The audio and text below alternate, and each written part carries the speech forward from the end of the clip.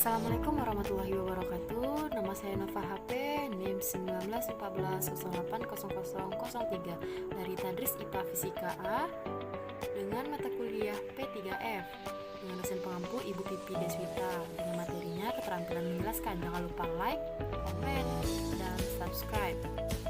Materinya adalah pengertian keterampilan menjelaskan, tujuan keterampilan menjelaskan, dan prinsip-prinsip keterampilan menjelaskan. Selamat menyaksikan. Baiklah, sebelumnya saya akan menjelaskan apa itu keterampilan menjelaskan, tujuan keterampilan menjelaskan, dan prinsip keterampilan menjelaskan. Nah, keterampilan menjelaskan ini merupakan keterampilan yang harus dimiliki oleh seorang guru atau pendidik sebagai teknik dasar dalam mengajar yang diorganisasikan secara runtun dan sistematis agar menjadi rangkaian penjelasan yang mudah untuk dipahami oleh peserta didik. Nah, untuk tujuannya yang pertama, untuk membimbing peserta didik dalam memahami konsep, prinsip, dalil, dan hukum-hukum yang menjadi sebagai bahan pelajaran. Yang kedua, untuk memperkuat struktur kognitif atau pengetahuan peserta didik yang berhubungan dengan bahan ajar. Yang ketiga, membantu peserta didik dalam memecahkan masalah. Yang keempat, membantu memudahkan peserta didik dalam mengasimilasi dan mengakomodasi konsep. Dan yang terakhir, untuk mengkomunikasikan ide dan gagasan kepada peserta didik. Nah, untuk prinsipnya, yang pertama, keterampilan menjelaskan itu harus sesuai dengan kemampuan dan karakteristik peserta didik kita. Yang kedua, penjelasan itu harus diselingi dengan tanya jawab dengan peserta didik. Yang ketiga, materi penjelasan harus dikuasai oleh guru secara baik, dan penjelasan itu harus sesuai dengan tujuan pembelajaran yang sudah disampaikan oleh pendidik. Nah, materi penjelasan harus bermanfaat dan bermakna bagi peserta didik dan dapat menjelaskan dengan disertai contoh-contoh yang berhubungan dengan kehidupan. Nah, untuk lebih jelasnya, saya akan menampilkan contoh keterampilan menjelaskan. Selamat menyaksikan. Assalamualaikum warahmatullahi wabarakatuh. Apa kabar anak-anak? Alhamdulillah baik ya. Baiklah, Ibu akan mengambil absen terlebih dahulu. Nabila, Rizky, hadir semua ya. Baiklah, sebelum kita memulai pembelajaran kita pada hari ini, alangkah baiknya kita berdoa terlebih dahulu. Silakan salah satu anggota kelasnya untuk memimpin doa.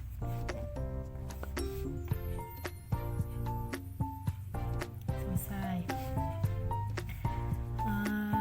Baiklah, kita langsung masuk kepada materi kita pada hari ini. Apakah ada yang masih ingat? Benar, hukum Newton. Baiklah, kita pada hari ini akan mempelajari materi tentang hukum Newton. Nah, sebelumnya Ibu mau tanya kepada Ananda sekalian, mengapa namanya itu hukum Newton? Apakah ada yang tahu atau bisa menjelaskan? Dipersilahkan kepada Ananda Ibu. Tidak ada yang tahu ya? Baiklah, Ibu akan menjelaskan ya. Nah, kenapa namanya hukum Newton? Newton itu merupakan nama seorang ilmuwan fisika yang bernama Isaac Newton. Nah, Isaac Newton inilah yang mengemukakan tentang hukum Newton. Nah, lalu Isaac Newton ini menyatakan 3 hukum gerak atau 3 hukum Newton. Yang pertama, hukum Newton pertama, yang kedua, hukum Newton kedua, dan yang ketiga, hukum Newton 3. Nah, baiklah kita bahas satu persatu. Yang pertama, hukum Newton 1. Sebelumnya Ibu mau bertanya lagi. Apakah Ananda pernah naik mobil? Ya tentunya pasti pernah lah ya. Nah, baik.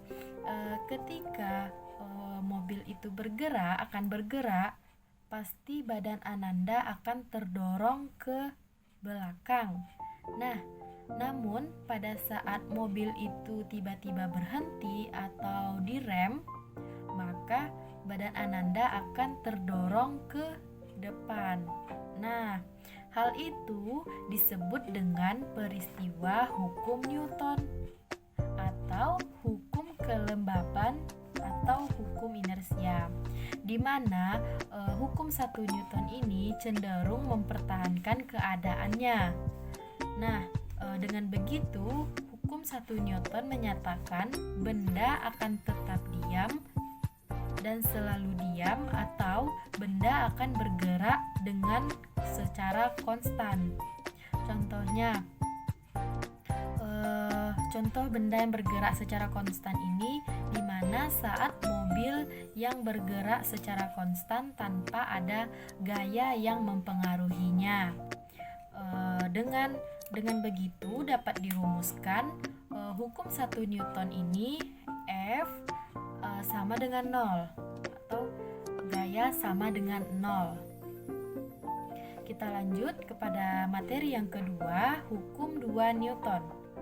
Nah, sebelumnya Ananda pernah enggak mendorong lemari atau mendorong meja? Pernah, ya tentunya pernah ya. Menurut Ananda, mana yang lebih gampang mendorong lemari atau meja? Meja, betul.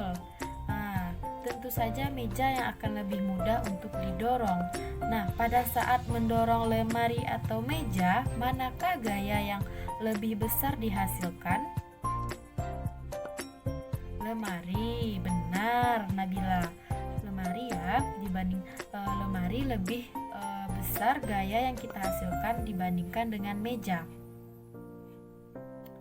Nah, jadi dapat dinyatakan hukum 2 Newton ini percepatan itu berbanding lurus dengan gaya dan percepatan itu berbanding terbalik dengan massa. Atau dapat kita rumuskan A sama dengan F per M, yang mana A-nya itu percepatan, F-nya itu gaya, dan M-nya itu massa. Selanjutnya ada hukum 3 Newton. Hukum 3 Newton. Nah, hukum 3 Newton ini menyatakan hukum, Ibu lanjutkan lagi, yang mana hukum 3 Newton ini menyatakan hukum aksi dan reaksi, yang mana ketika dua buah benda saling berinteraksi, gaya pada kedua benda yang berasal dari satu sama lain selalu sama besarnya dan berlawanan arah. Contohnya, ketika ketika kita saat berenang. Nah, saat kita berenang itu kita mengayunkan tangan dan badan kita akan terdorong ke depan.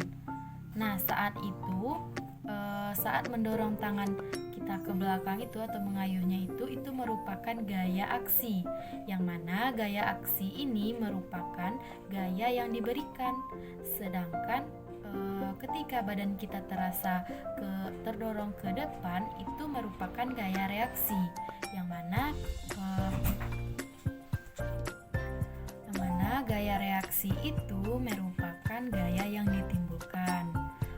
Baiklah, itulah penjelasan mengenai hukum Newton, yang mana hukum Newton terdiri dari 3. Yang pertama, hukum 1 Newton yang menyatakan benda akan diam dan selalu diam, dan benda bergerak dengan keadaan konstan. Sedangkan untuk hukum 2 Newton yang mana percepatan lurus dengan gaya dan percepatan itu berbanding terbalik dengan massa. Untuk hukum 3 Newton itu merupakan hukum aksi reaksi. Nah, itulah penjelasan Ibu pada hari ini. Jika ada yang salah, Ibu mohon maaf. Terima kasih. Wassalamualaikum warahmatullahi wabarakatuh.